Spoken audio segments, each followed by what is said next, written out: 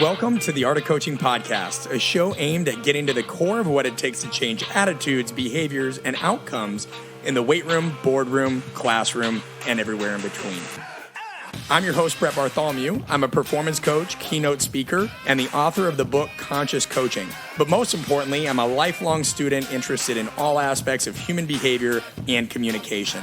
I want to thank you for joining me, and now let's dive into today's episode.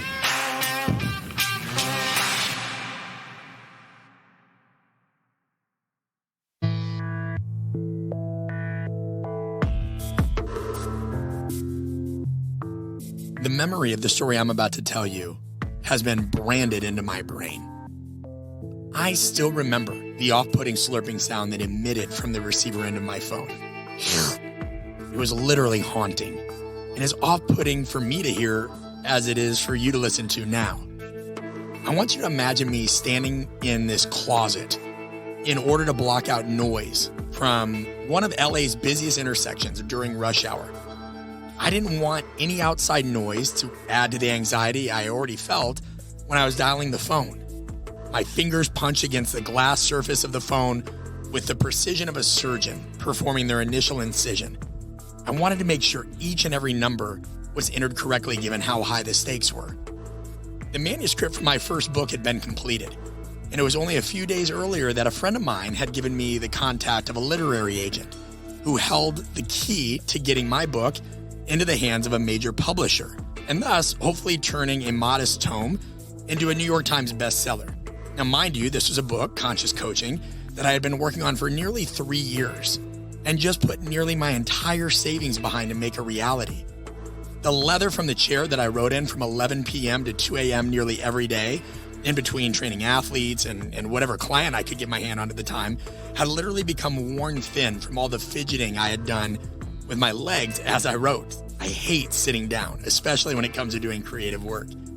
Now, so I've always had trouble sitting still when ideas are going through my brain at 1,000,000 miles an hour.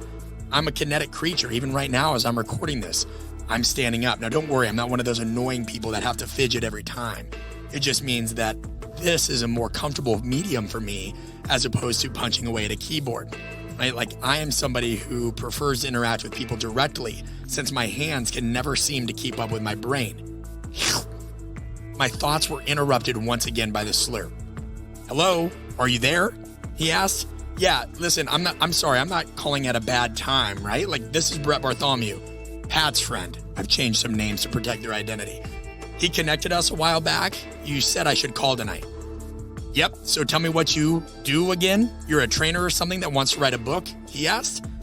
I remember the statement frustrated me.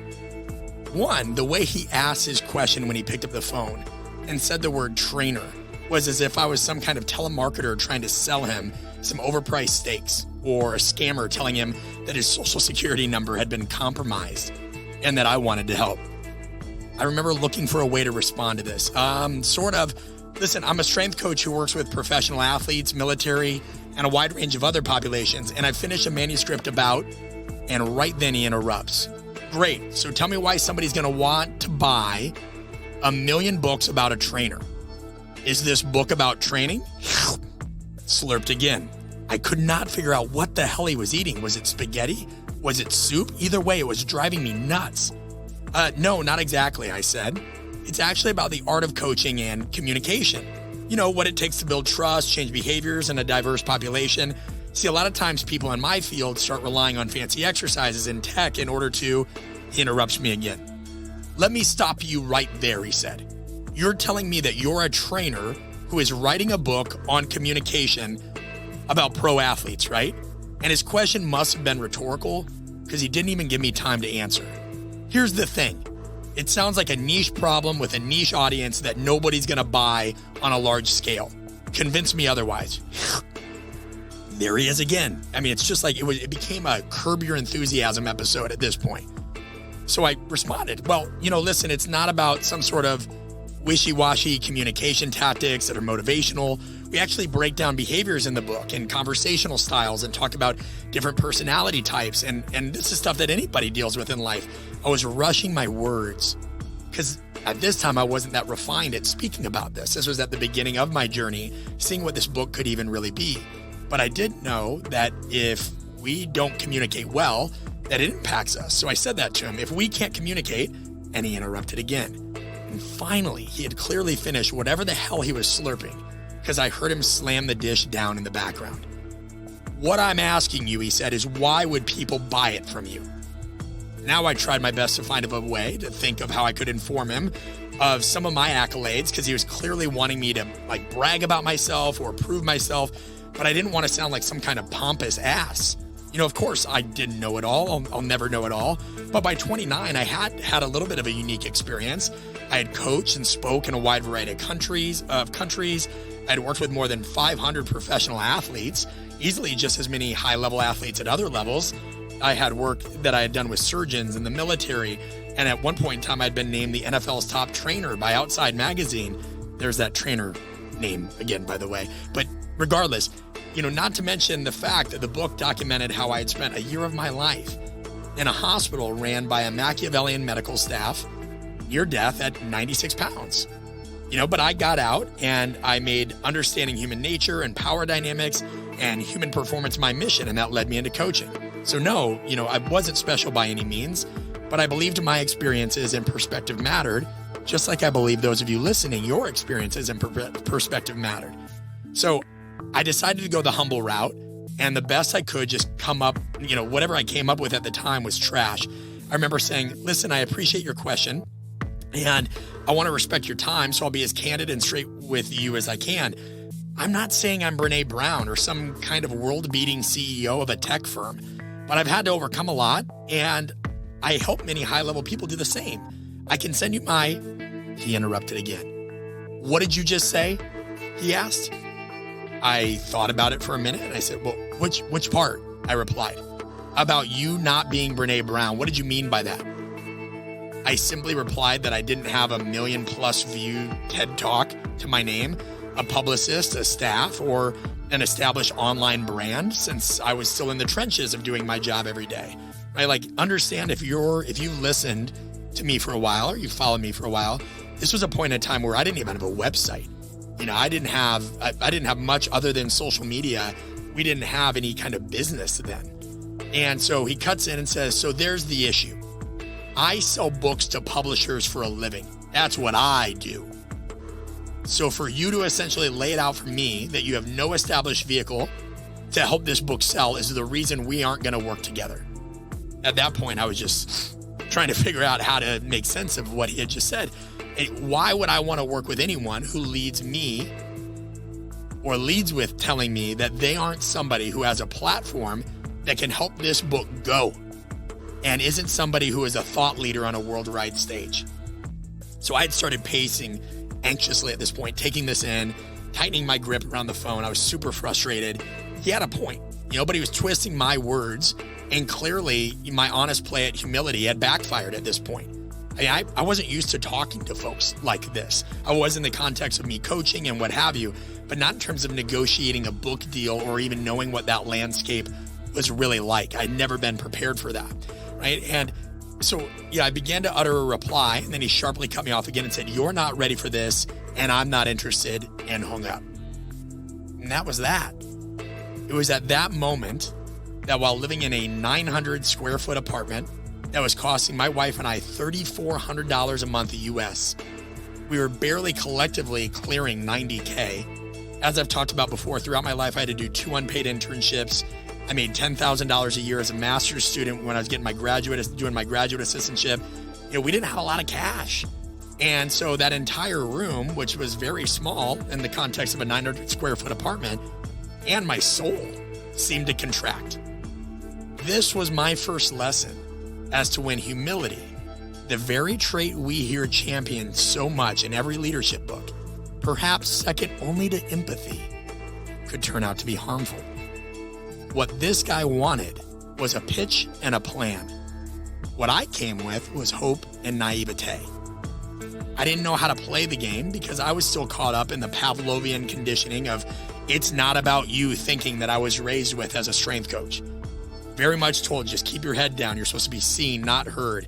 And so anytime I uttered anything about an accomplishment or anything, I was very quick to downplay it, very quick to play it off. Not about me, not about me. And at this point, it cost me. It cost me significantly. Now, thankfully, as many of you know, we were able to self-publish the book by the grace of God, and it stands at over 200,000 copies sold, translated into a number of languages, became an international bestseller, something I'm thankful for every night, and I'm not bragging, right? As a matter of fact, I'd be lying if I said the experience and everything it took to get there did not shave years off of my life. But this episode is not about the book. I've already done that. Make sure you go back and listen to episode 156 if you want details on that. This episode is about becoming more aware of how to get out of your own way by recognizing when a virtue, like humility, can become a vice. It's about realizing behaviors can't be assessed in a vacuum.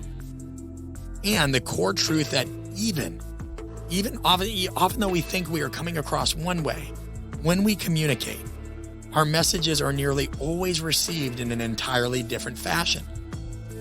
We may say one thing, and that thing, that word, that phrase has multiple definitions, not only in a dictionary, but in the context of that other person's perception and their life. It's about knowing when humility can be harmful and how being too humble during certain key moments can even erode progress.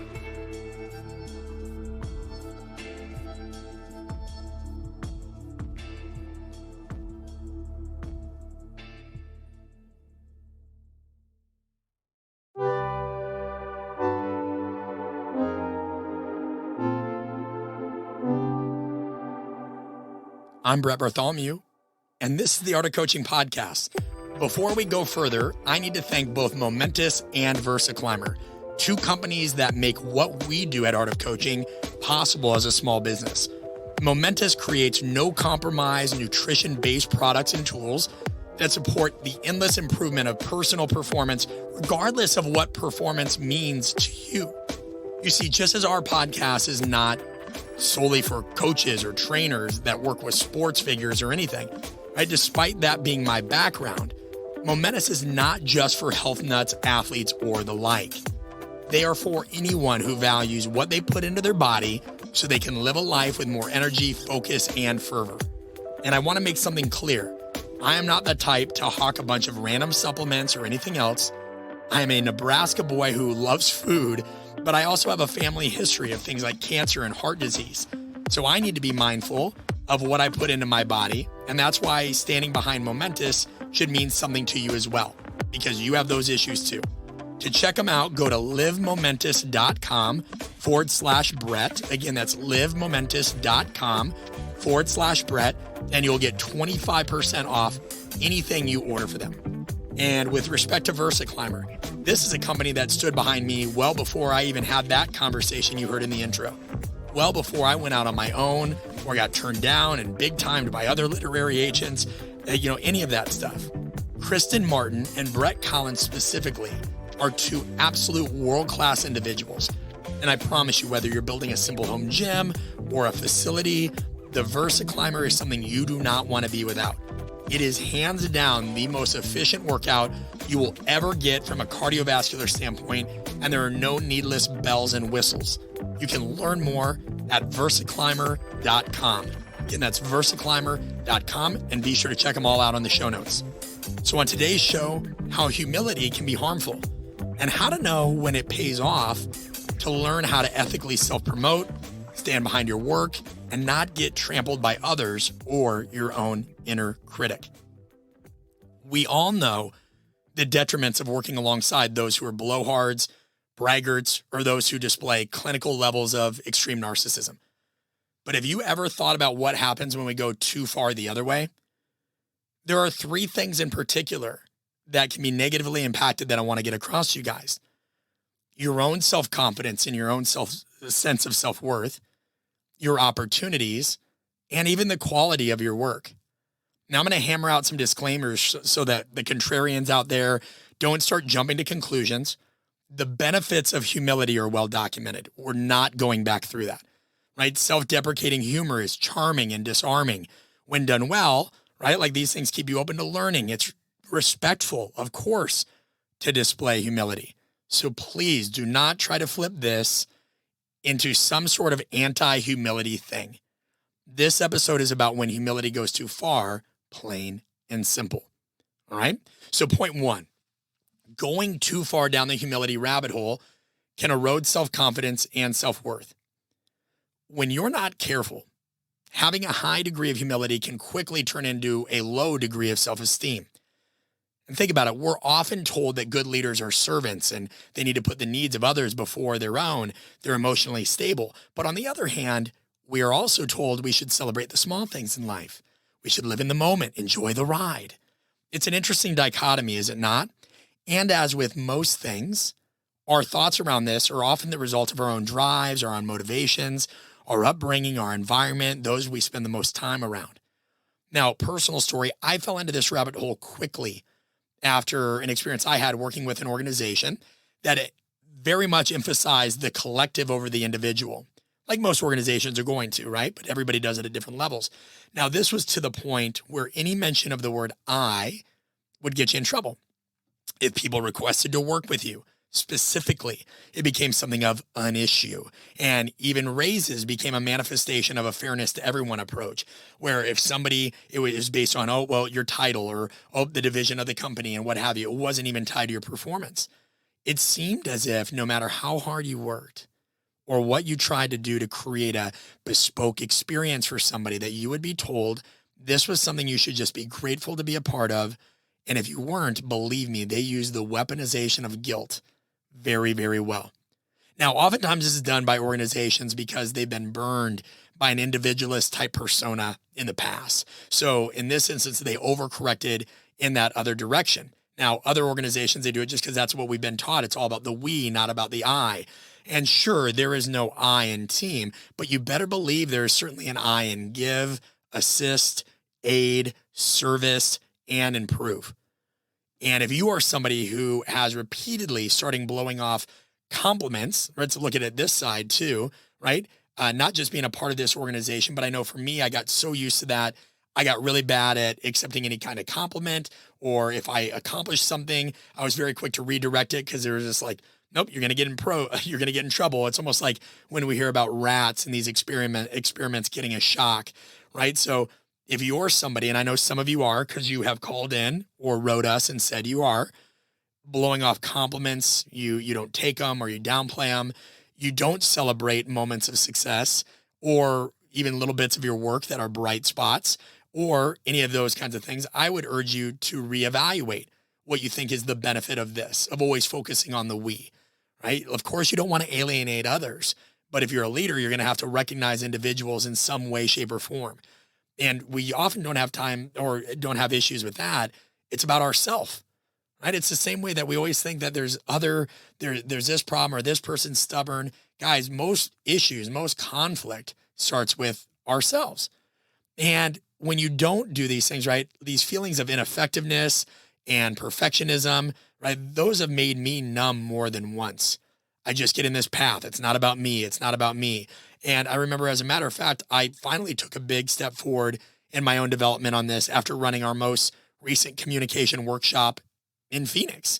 You know, if I'm allowing myself to be honest, which I should be, since I'm encouraging you to do the same, it was by far one of the best live courses we ever ran. And mind you, I ran it with a sinus infection given to me by my son, right? And that's a testament to those who came, because we had a ton of people be super interactive. We had a great group of people, from coaches to a gentleman that was a firefighter and a paramedic, business owners, right? And that helps in and of itself. But also it's a testament to us because we actually had to show up and deliver that experience after having not ran one in over a year due to COVID. And instead of alienating an attendee who gave us a compliment towards the end, I have finally learned to graciously accept that. I paused and I allowed myself to truly hear it. Now, spare me the head shaking if that sounds cheesy to you. I get it. If you don't believe me, go ahead and see how it makes the other person who gives you a compliment feel when you casually brush it off or redirect it to them. They may not admit it to you, but doing that is like returning a gift the moment somebody just handed it to you. So I want you to think about this for a minute. I want you to think about this in the context of your own confidence and your own sense of self-worth. When have you, either as a leader or somebody that is being led, dealt with this, right? When have you focused maybe a little bit too much on the collective, even though there were signs that there were individuals that wanted to be seen and heard, and not because there's some special snowflake or anything like that, but just you went too much down this approach. If you go back and listen to one of the episodes we had about the downfalls of servant leadership, we talk about research that, guys, inherently, there are going to be people that are going to have higher levels of narcissistic traits. That doesn't mean they're a narcissist. Narcissism is a scale. You know, if you, heaven forbid, any of you ever had a brain tumor, you would want the only surgeon in the world who thinks they are capable of excising that tumor to do your procedure, right? If you are working with somebody who's truly world-class and the stakes are high, by default, these are people that have to have elevated confidence to get the job done. There are athletes that are going to care about their stats and their place in history. Does that make them wrong? Does that make them bad? Or does it make you, if you don't learn how to speak to the individual, because we know those people exist in the world, and we all, by the way, all want recognition for something, whether it's being a good dad, a good mom, something professionally, what have you, just making a difference, right? It makes you not adaptable and not flexible if you don't recognize that. So, you know, think about these things. And if you're somebody on the other end who's working your tail off and you're never happy with your own work and it never seems good enough, I get it. It's never going to. But make sure that you take a moment to hear the compliments and focus on that, because if you get down that detachment rabbit hole, you're going to start getting this chip on your shoulder where the way you even present your own work is not going to be with the same energy. It's not going to have the same feel behind it, because you're always going to be in this kind of cynical, detached kind of mind frame. Okay, so think about that. Learn how to accept a compliment and freely give it to other people. Number 2, okay, too much humility can erode our opportunities. So in episode 93 of the podcast, we talked about the issues with looking at self-promotion exclusively as a sin. And out of respect to those who tune in every week, I'm not going to revisit every point I made there. If you're new to the show, I'd highly recommend it. Again, it's episode 93. But here's the deal. There are very few people outside of your family and your closest friends who go to bed at night and wake up each morning worrying about you or your professional success. There are even fewer people who are going to go about each and every day being your staunch advocate to everybody they meet. Why? Because people have their own stuff to worry about. They have their own journey. They have their own obstacles, their own BS, the issues getting in the way, their boss, how do they get their audience to see their value, whatever. And the truth is, even the most ardent purists self-promotes every single day. They do it while courting their significant other. They do it when they display confidence that they can handle a home improvement project. Yeah, honey, I know how to do this. Yep, I can handle that. Yep, I'll take care of that. They do it when they apply for a job to make sure that they look like the best candidate. They do it when ensuring someone else they can help solve a complex problem, telling their family they'll keep them safe, telling those they serve that they have their best interests at heart. There are numerous times where we want people to trust us and we try to tell them, listen, we're the man or woman for the job. So when we instead lean on this idea that we should never, ever talk ourselves up, advertise our own work, or take bold initiative on an idea that what we're really conveying here is that we're not the right person for the job. Or worse still, that we simply expect someone who has not heard of us or hasn't thought of us to just magically know we're the best fit. They should have got it all along. I shouldn't need to promote myself, right? If you build it, they will come. That's really nice in the movies. That's not real life, because one cannot select what they cannot find or easily recall. It's that whole availability heuristic, right? So now, while there is, of course, research showing that people who self-promote are perceived more negatively by others, and that those who are modest about their abilities and accomplishments are better liked, and likability in turn, by the way, is a linchpin to influencing others, there's also context there that needs to be unearthed. And if we look at an individual, there's a great individual. He's done awesome work his name's Michael McCoby. Right? He's an American author, psychoanalyst, anthropologist, makes a great point when he states that by definition, anybody who has a pioneering or mold-breaking mentality to a degree has a reasonable degree, now subclinical level of narcissism, right? And that mix of disdain for convention, the status quo, and their elevated confidence in their abilities that allows them to even try or do what others wouldn't dare.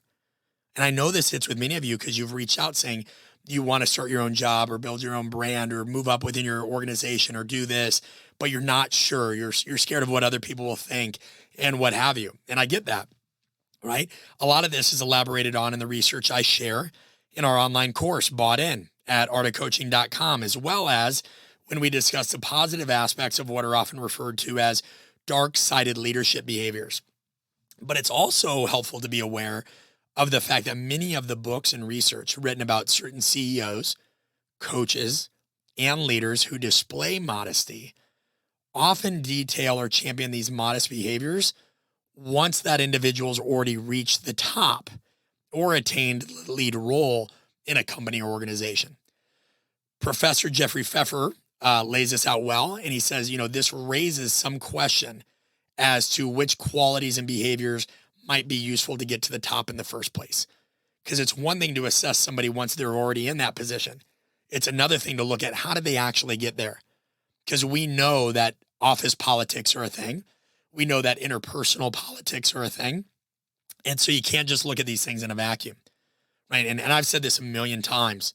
So I want to be very clear in case cancel culture ever tries coming for me again. At no point in any of my work do I encourage anybody to be a twisted human being, devoid of any sense of empathy or the like, or that they just self-promote to no end and they don't follow through. What I do want to get across is that anybody who tries telling you that you can go through life without ever having to learn how to play the game or maneuver within political situations, and that you can get to where you want to be without having to self-promote whatsoever, is absolutely full of it. They're absolutely full of it. And they've never been in that situation. I'm not saying they have bad intentions, but I'm saying they've either never been in that situation, they're trying to misdirect you, and at best, they're full of it. People, by nature, are hierarchical. They're competitive, socially based individuals. Shouldn't need a citation for that. It's called that's life 101. We are hierarchical, competitive, socially biased individuals as well, right? It's great to give people the benefit of the doubt, but let's not pretend once again that we can just go through life without being proactive about the cards we play and expect everything to work out perfectly. You are going to have to find the balance between knowing when, what, and how much to share. And we talk about this at artofcoaching.com/blind spot. So check that out. This is another reason we have to work to become better communicators in our life, because not everybody who is modest is pure, and not everyone who self-promotes is evil. We are complex, adaptive systems who, in many ways, mess up and enhance, depending on the context, meaning making. We all interpret this stuff differently. And besides, if your work can help others, you have a responsibility to share it with the world. So by choosing not to promote it all in the name of humility in any way, you're essentially hiding a valuable resource from somebody that may need it most. All right? Number 3, too much humility can negatively impact the quality of your work. I'm going to keep this one simple by describing a spiral I know all too well. You get an idea you're excited about. Could be for a course, a presentation, research article, blog, podcast. You start thinking of reasons why the idea could be helpful, only to then be overwhelmed once you start building it out. Because all you can think of is, no, this sucks. This isn't what I wanted it to do. So you stop and you start procrastinating because you feel like you need more information, or there's something else missing that you've got to find to give it that spark it needs to be great. And eventually you either scrap it entirely because you've gotten in your own head, or you finish it because a deadline was required. So eventually, let's say that deadline hits, you present your idea or share it with the world, and you feel a sense of pride, but also a sense of dread because you want it to be better. You know it can be better, but it's also daunting to think of all the things that can be done to improve it. And what do you know? You have a million other things that need to be done as well. So where will you find the time? Do this all the time when we teach the apprenticeship. I'll bring up a point or somebody else will bring up another point. It strengthens the whole core of the module we're talking about. I think I'll go home, I'll add it in. Surely I'll remember it. It had high emotional resonance. And then I see Liz, and then I see Bronson, and then there's a new chapter of my next book due for a rough draft, or there's something for my doctorate. Next thing you know, it's time to teach the next apprenticeship. Didn't add it to the list, right? There's always something else that's going to take the time. And I didn't want to rush it and put it in then because I wanted the slide to look good and what have you. So I screwed this up. I could have been efficient, but my perfectionism got in the way, right? The idea that it wouldn't have been good enough. I want it to be great, right? This extreme humility, which oddly enough is tied to perfectionism. And then that's weird because self-destruction is a form of self-obsession. So when we're too humble and we downplay our own work, really, is that us not believing our own importance or us over-exaggerating our own importance and the ramifications of our decision? All right, I'll leave you with that one. Think about that.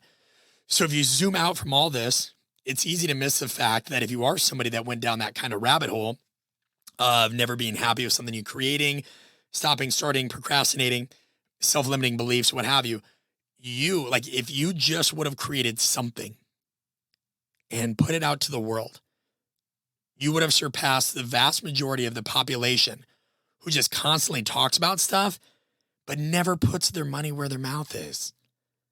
But instead of celebrating this, you focus on nothing but the flaws and the down talk, and you disrupt the quality because it's just like your work is never going to meet your own expectations. A little of this can be good, right? It keeps you striving.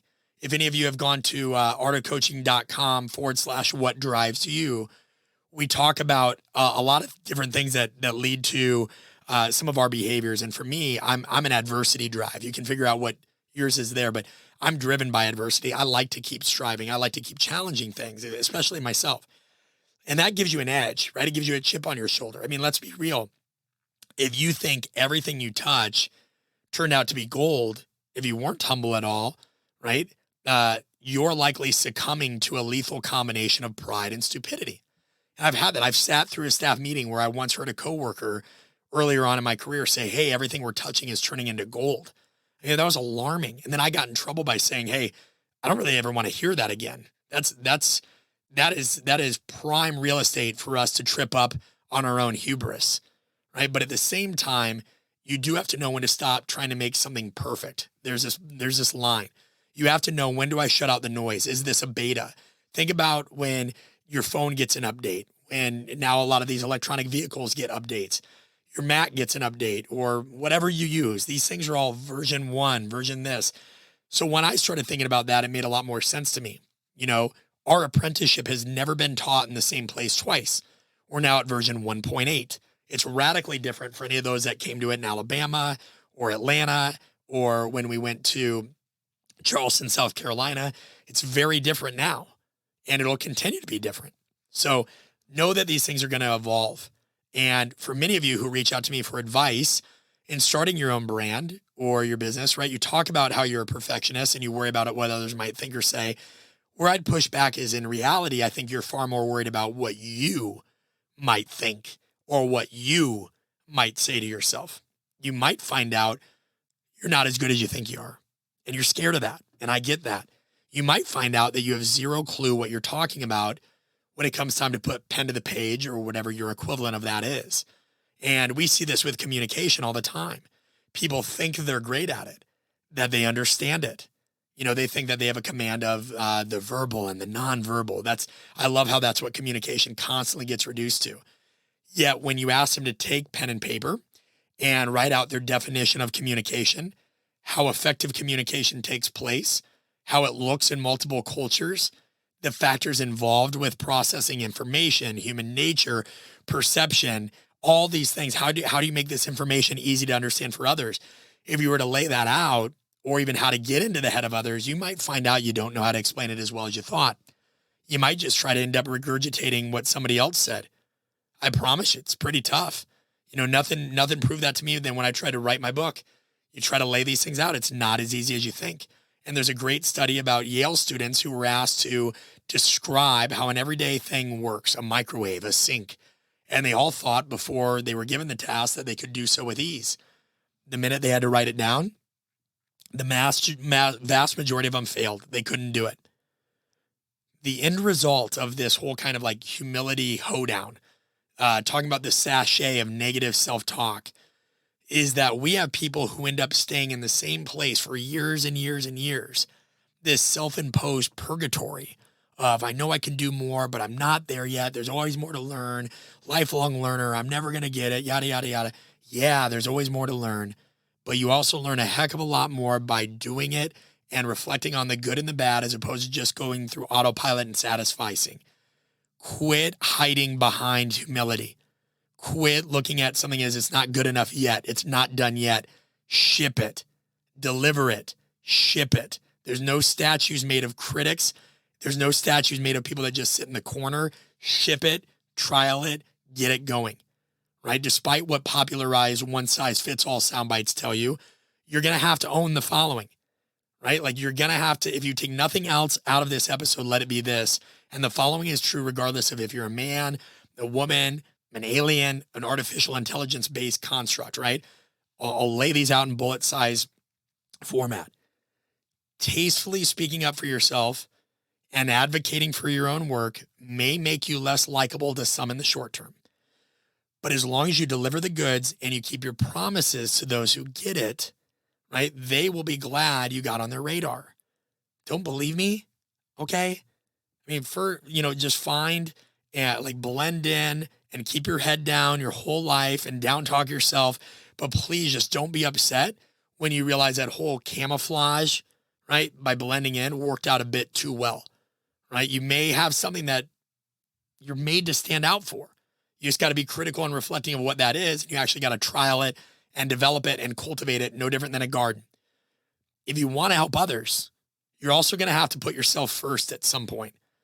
You cannot pour from an empty cup, and you must put yourself in position to obtain valuable knowledge, experience, and resources, right? To be able to use those tools for a force for good. So it always trips me up when somebody says, I don't have the time or I don't have the money, and they just stay in their lane. They stay in their lane with what's safe and what's familiar. I mean, I know strength coaches that have taken 5 different certifications on training and nutrition, what have you, and they ignore the business side. They ignore the social skills side. They ignore this. We see this in every other profession as well. People gravitate to what they already feel okay at. And it's tricky, guys. You're going to limit yourself. You're going to limit yourself tremendously, right? Really, a lot of people are just scared. A lot of people are scared to put themselves in unfamiliar territory and unfamiliar environments. And that leads to that cascade of humility and what have you. And in that case, it's earned. Because you're holding yourself back by staying in comfortable places with people and things you know. Another point, take pride in your accomplishments. And I'm talking to myself here too.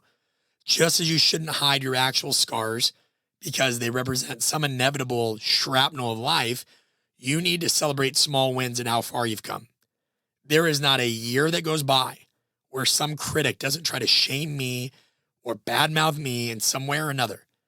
But these are also the same people who have never even gotten to know me as a person, know anything about my background.